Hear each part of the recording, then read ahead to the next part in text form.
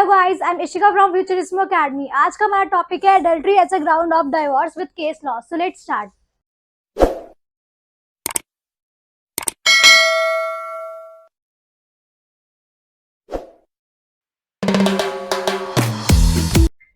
तो जो सबसे पहला हमारा डाइवोर्स का ग्राउंड है वो है एडल्ट्री।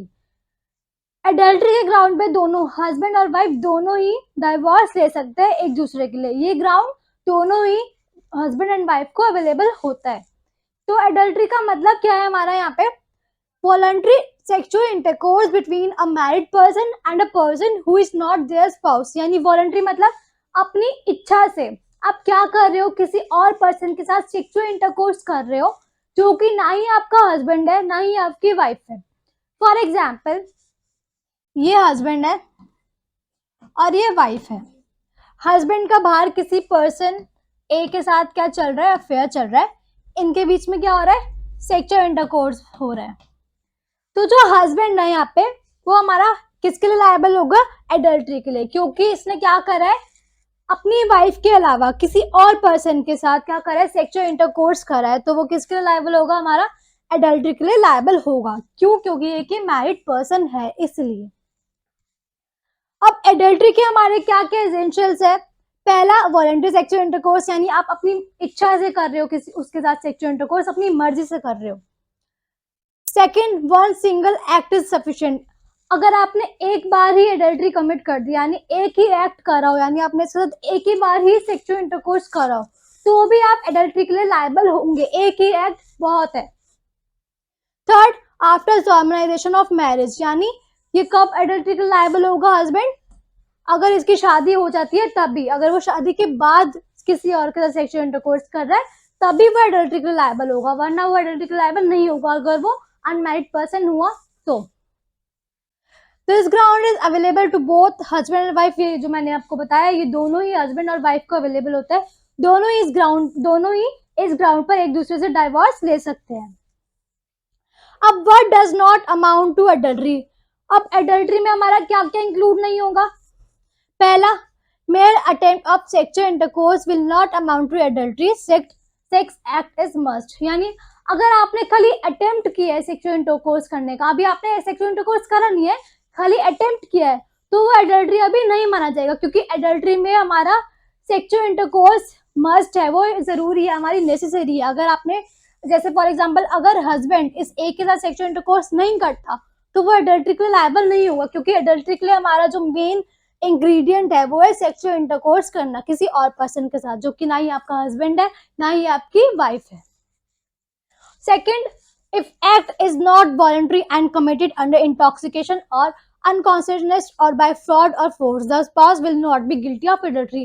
अगर आपने जो एडल्ट्री का एक्ट है अपनी मर्जी से नहीं करा, या फिर आपने उसको इंटॉक्सिकेशन, आप अंडर इंटॉक्सिकेशन हो, यानी आप किसी तरीके के नशे में हो, या फिर अनकॉन्शियस हो, यानी आप बेहोशी की हालत में हो, और कोई आपको क्या करता है, ड्रिंक में आपको कुछ मिला के दे देता है जिससे आप एडल्ट्री कमिट कर देते हो, तो उस केस में क्या होगा? आप एडल्ट्री के लिए गिल्टी नहीं होंगे, क्योंकि जो आपने वो एक्ट किया है अपनी खुद की इच्छा से नहीं किया है, वो आपने कब किया है? वो इंटॉक्सिकेशन में किया या फिर अनकॉन्शियसनेस में किया है, तो उस केस में आप एडल्ट्री के लिए गिल्टी नहीं होंगे। और या फिर आपने, किसी ने आपके साथ कुछ फ्रॉड किया हो या फिर आपको फोर्स किया हो, यानी ये बोला किसी ने कि मेरे साथ सेक्सुअल इंटरकोर्स कर वरना मैं तेरे को गोली मार दूंगा, तो इसमें क्या करा है? उसने आपको फोर्स किया है, तो उस केस में आप एडल्ट्री के लिए गिल्टी नहीं होंगे। तो ये थी हमारी एडल्ट्री के लिए दो एक्सेप्शंस।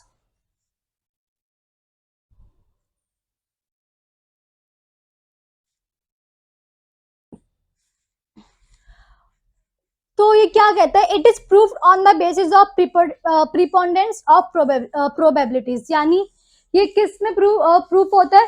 प्रीपोंडेंस ऑफ प्रोबेबिलिटीज, यानी जो भी पार्टी बेस्ट एविडेंस लेके जाएगी केस उसी के फेवर में जाएगा। अगर वाइफ अच्छा एविडेंस ला रही है अपने पति के अगेंस्ट में तो वाइफ के फेवर में जाएगा, और अगर हस्बैंड अच्छा एविडेंस ला रहा है अपने वाइफ के अगेंस्ट में तो केस हस्बैंड के फेवर में जाएगा। तो ये इस बेसिस पे हमारा केस प्रूफ होता है। अब इसका बर्डन ऑफ प्रूफ किस पे होता है? पिटिशनर पे, यानी जो पर्सन पिटिशन फाइल कर रहा है कि हाँ मेरे पार्टनर ने अडल्ट्री कमिट किया है, वो ही प्रूफ करेगा कि आपके पार्टनर ने अडल्ट्री कमिट की है। क्या प्रूफ करेगा?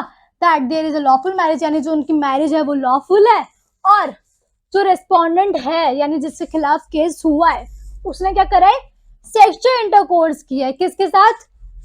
किसी और पर्सन के साथ, जो कि वो खुद नहीं है, यानी वो बाहर किसी और के साथ सेक्सुअल इंटरकोर्स करके आया है। तो जो पिटिशनर है उसको ये बातें प्रूव करनी है, फर्स्ट कि जो उनकी शादी थी वो लॉफुल थी, और सेकंड वो रिस्पोंडेंट ने बाहर किसी और के साथ सेक्सुअल इंटरकोर्स किया है। Note: according to section 23 clause 1 subclause B, if the petitioner has been accessory or to conveys of condones the guilt of erring spouse, then it becomes a ground for divorce to cancel the petition. क्या कह रहा है?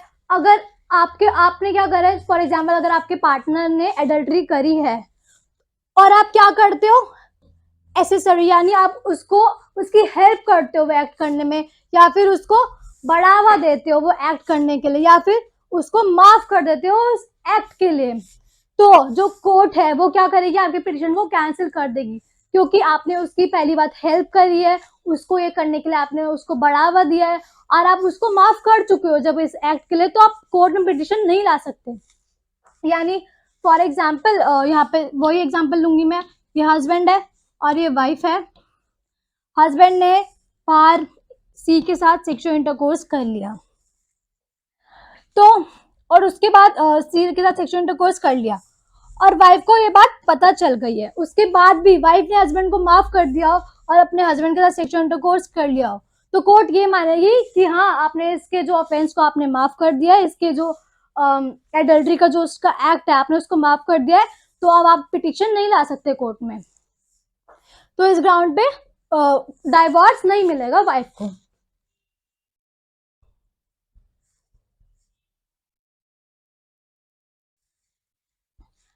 अब हमारा एक case था Joseph shine versus union of India 2018 का। ये एक लैंडमार्क केस है, बहुत ही इंपॉर्टेंट केस है हमारा एडल्ट्री के लिए। क्या हुआ था इस केस में? The supreme court in this case has struck down section 497 of IPC. Supreme court ने क्या किया था? जो हमारा आईपीसी का सेक्शन 497 था, जो कि बात करता है कि अगर कोई पर्सन बाहर किसी और के साथ किसी और की वाइफ के साथ सेक्सुअल इंटरकोर्स करता है तो वह एडल्ट्री के लिए गिल्टी होगा। तो सुप्रीम कोर्ट ने क्या किया था इस केस में? सेक्शन 497 को हटा दिया था, रिमूव कर दिया गया था, इसको अनकॉन्स्टिट्यूशनल मान लिया था। The judgment of CGI Mishra held that section 497 violate human right to dignity। यानी जो वहाँ का चीफ जस्टिस ऑफ इंडिया था हमारा, उसने क्या किया था? उसने क्या कहा था कि जो सेक्शन 497 है वो वुमेन के डिग्निटी को वॉयलेट करता है, उसके आत्मसम्मान को, उसकी मर्यादा को वॉयलेट करता है, जो कि हमारा इन्फ्रिजमेंट है आर्टिकल 21 ऑफ कॉन्स्टिट्यूशन का। ये हमारा आर्टिकल 21 ऑफ कॉन्स्टिट्यूशन को वॉयलेट करता है, इसलिए हमने इसको हटा दिया था। अब इसके दो पॉइंट्स निकल के आए थे। The court also declare section 198 clause 1 and 198 clause 2 of CrPC which allow husband to bring charges against the man with whom his wife committed adultery unconstitutional। Supreme court ने इसके साथ क्या क्या किया था? इसके बाद जो हमारा सीआरपीसी में सेक्शन 98(1) एंड 198(2) दे रखा है, जो कि बात करता है कि हस्बैंड को अलाउ करता है कि आप उस पर्सन के अगेंस्ट में चार्जेस लेके आओ जिसने आपकी वाइफ के साथ सेक्सुअल इंटरकोर्स किया है, तो उसको भी सुप्रीम कोर्ट ने हटा दिया था, अनकॉन्स्टिट्यूशनल डिक्लेयर कर दिया था। Second, the adultery has been still a ground for divorce and only criminal liability has been held unconstitutional. अब इसके बाद जो अब हमारा ये जो सेक्शन 497 ऑफ आईपीसी है वो तो हट गया था, एडल्ट्री की जो पनिशमेंट की बात करता था वो हमने हटा दिया था, बट इसके बाद ये जो हमारा एडल्ट्री है वो अभी भी हमारा डाइवोर्स का ग्राउंड है, हस्बैंड और वाइफ दोनों के लिए, जो कि अवेलेबल है, दोनों ही इस ग्राउंड पे एक दूसरे से डाइवोर्स ले सकते हैं। बट जो कि इसकी क्रिमिनल लाइबिलिटी थी, जो कि हमारा सेक्शन 497 आईपीसी में दे रखी थी, वो हटाइए बस। आप डाइवोर्स तो ले सकते हो अभी भी इस ग्राउंड पे, बट इसकी जो क्रिमिनल लाइबिलिटी थी वो हटा दी गई है बस।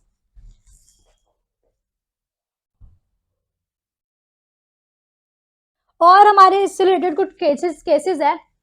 पहला आता है हमारा वाइट वर्सेस वाइस 1958 का एक केस है। इसमें क्या हुआ था? जो वाइफ थी वो किसी और पर्सन के साथ होटल रूम में थी, जो कि ना ही उसका हस्बैंड था, और बाद में उन्होंने क्या किया? वो अपने एविडेंस इरेज करने के लिए होटल में गए, होटल के जो विजिटर्स बुक होती है उसमें से अपनी एंट्री को इरेज करने गए, तो यही क्या बन गया था, उनका एक वो बन गया था कि हाँ इन्होंने एडल्ट्री करी है, इनकी यही चीज एडल्ट्री के लिए प्रूव हो गई थी, जो उन्होंने एविडेंस इरेज करने की कोशिश करी थी वही। एक और केस था ऑक्सफोर्ड वर्सेस ऑक्सफोर्ड 1921। इस केस में बहुत इंपॉर्टेंट केस, इस केस में क्या हुआ था, artificially inseminated with semen provided by a person other than her husband will not guilty of adultery. इसको फॉर एग्जांपल, अब जो आईवीएफ होते हैं यानी जो टेस्ट ट्यूब बेबी होते हैं, मान लो अगर किसी और पर्सन का सीमेन वुमेन के अंदर चला जाता है टेस्ट ट्यूब बेबी के लिए, तो उसके अंदर क्या गया है, वो आर्टिफिशियल गया है, जो सीमेन उसके अंदर गया है वो आर्टिफिशियल गया है, तो यानी जो वाइफ है वो एडल्ट्री के लिए गिल्टी नहीं होगी, क्योंकि जो सीमेन गया है वो हमारा आर्टिफिशियली गया है, वो उनकी हॉस्पिटल की गलती कह लो या कुछ भी कह लो, वो हमारा आर्टिफिशियली गया है, तो इसमें जो है वो वुमेन गिल्टी नहीं होगी एडल्ट्री के लिए। फिजिकल सेक्सुअल इंटरकोर्स होना इंपॉर्टेंट है। एक और केस था स्वप्ना घोष वर्सेस सदानंद घोष। इस केस में क्या हुआ था, वाइफ ने अपने हस्बैंड को किसी और लड़की के साथ देखा था बेड पे, और ये बात उसके नेबर ने भी प्रूव कर दी थी, तो वाइफ को इस ग्राउंड पे क्या मिल गया था, डाइवोर्स मिल गया था, क्योंकि उसके हस्बैंड ने एडल्ट्री कमिट करी है। तो ये थे हमारे एडल्ट्री के कुछ केसेस। आई होप आपको एडल्ट्री का टॉपिक समझ आया होगा। बाकी के लेक्चर्स हम अपनी नेक्स्ट वीडियो में करेंगे, तो आज के लिए बस इतना ही। So thank you. If you like my video, please subscribe our channel and don't forget to press the bell icon. And अगर आपको हमारी ऑनलाइन या ऑफलाइन क्लासेस लेनी है तो आप इस नंबर पर कांटेक्ट कर सकते हो। एंड अगर आपको नोट्स चाहिए तो आप हमें इंस्टाग्राम, टेलीग्राम एंड फेसबुक पर भी फॉलो कर सकते हो, लिंक डिस्क्रिप्शन में गिवन है। Thank you.